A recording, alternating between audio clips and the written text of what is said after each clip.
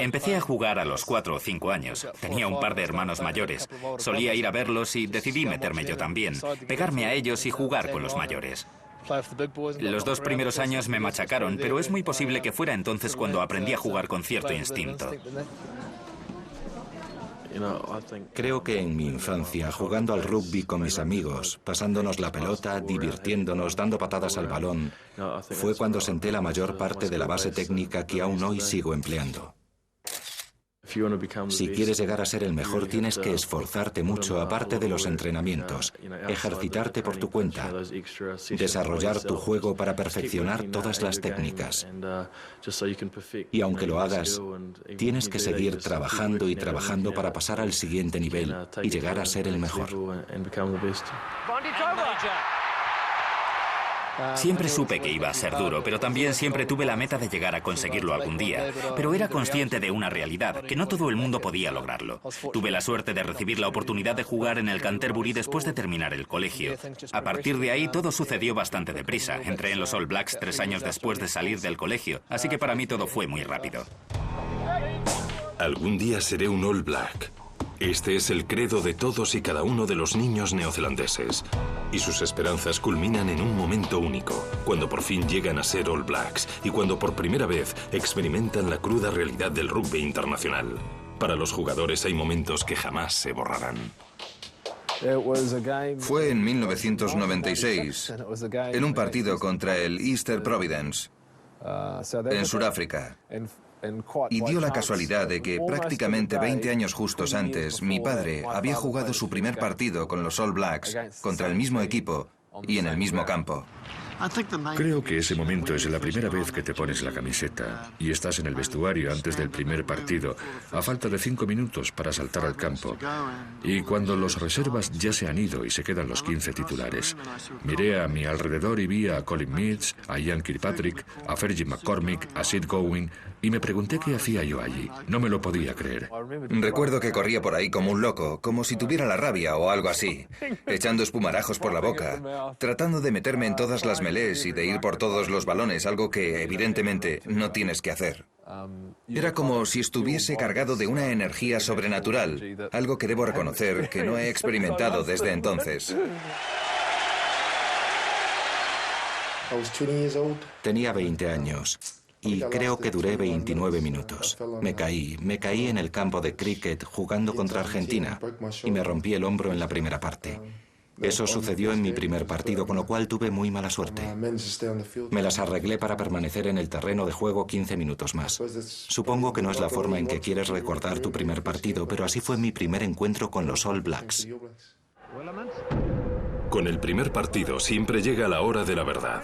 Suele ser un despertar duro y cruel, en el que el sueño se rinde ante la principal virtud de los All Blacks, la humildad. Uno de los encuentros más difíciles que he disputado con los All Blacks creo que fue mi 5.º partido, y lo jugamos contra Sudáfrica aquí, en Nueva Zelanda. El tipo al que marcaba era Corné Krige, que por aquel entonces era el capitán de los Springboks. Es un personaje increíblemente duro y jamás cedía ni un milímetro. Era inflexible y no te dejaba moverte. Durante el partido me estaba preguntando qué hacía yo allí. No conseguía desarrollar mi juego. No podía jugar bien. Y además, ya de paso me estaban machacando. Todo reglamentariamente. Pero me tenía dominado físicamente. Creo que aquella fue la vez que comprendí lo que significaba el rugby internacional. Son muchos los caminos que llevan al cumplimiento del sueño de los All Blacks. Tanto si procedes de una aldea de la gélida Isla Sur, como de las sórdidas calles del sur de Auckland.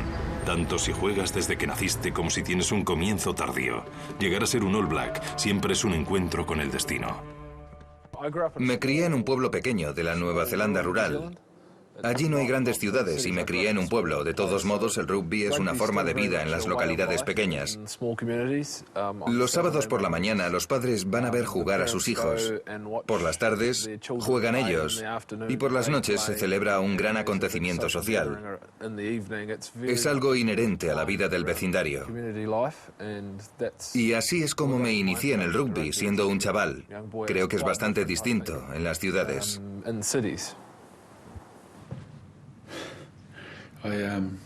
Me mandaron a un internado y allí fue donde comencé a jugar al rugby. Muy tarde. Tenía 14 años, con que empecé tarde con el rugby. Fue más bien para alejarme de los problemas. He perdido un montón de primos y demás parientes muy próximos por culpa de las luchas entre bandas que se libraban donde me crié. Cuando hacen daño a tus seres queridos y los pierdes y mueren bastante jóvenes, uno de ellos no tenía más de 12 años. Y también tenía un familiar al que decapitaron, con que pueden hacerse una idea de los problemas a los que me refiero.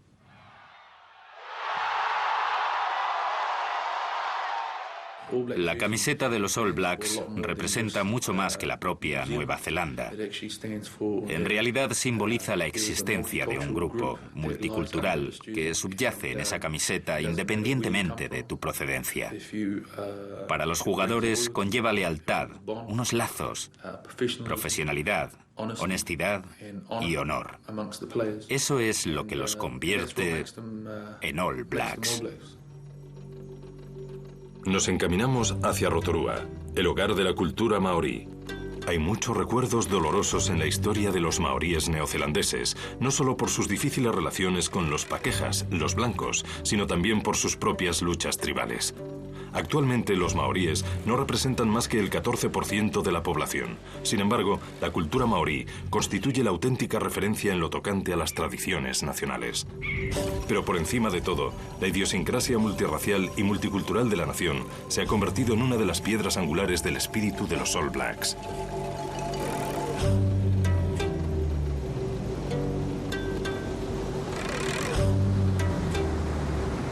El primer equipo neozelandés que viajó al extranjero en 1888 fue un equipo maorí. Hicieron una gira por Europa, por Inglaterra, Escocia, y en 1895 los All Blacks viajaron al extranjero por primera vez. De modo que el primer equipo neozelandés que salió del país fue un equipo nativo. Pero luego los paquejas, los colonos blancos, recuperaron el control de este deporte y tendrían que pasar muchos años hasta la llegada masiva de talentos maoríes y polinésicos a los All Blacks. Creo que los cambios más importantes empezaron a producirse tras la Segunda Guerra Mundial, ya que durante la guerra los maoríes demostraron ser unos soldados muy eficientes.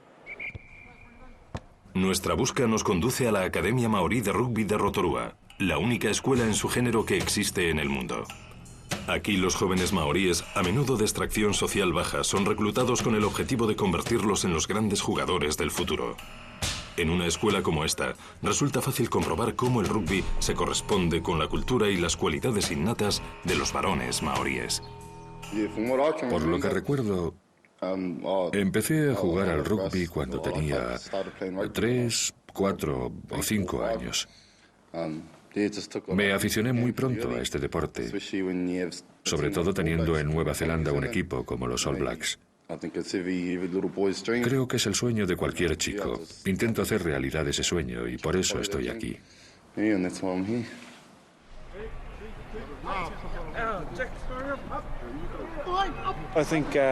Creo que tenemos una especie de comprensión nata de este deporte. En el campo hacemos muchas cosas instintivamente. Las cosas nos salen naturalmente, mientras que otros tienen que trabajar mucho para dominar ciertas técnicas. En ese sentido, tenemos la suerte de que buena parte de ellas nos salen con toda naturalidad a muchos jugadores maoríes, aunque lo verdaderamente importante es el uso que luego se haga de ellas. En realidad se trata de salirse de la norma. Son cosas bastante heterodoxas. Es un estilo que tratamos de fomentar ya que es fantástico de ver y tiene un gran valor como espectáculo. Creo que aporta una nueva dimensión al deporte.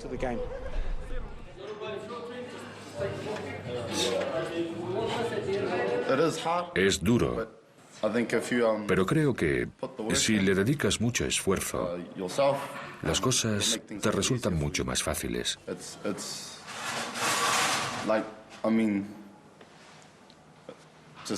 Viéndonos ahora en comparación con las 2 primeras semanas que pasamos